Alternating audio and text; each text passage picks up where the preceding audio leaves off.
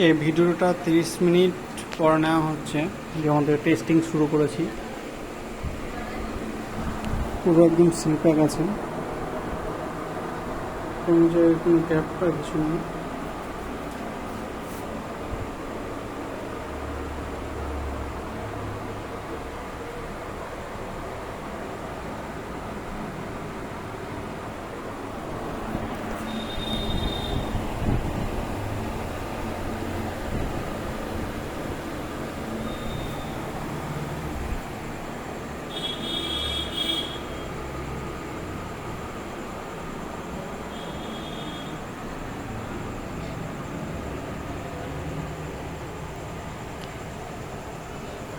এখন বর্তমানে কম্প্রেসর চলছে মাত্র 194 অ্যাম্পিয়ার নিয়ে।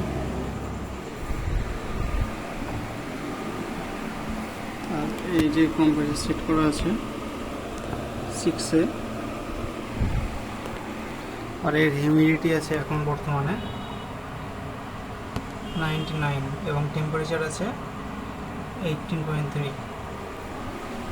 আর পুরো এই যে পুরো এগুলোতে জল জল হয়ে আছে পুরোটাই।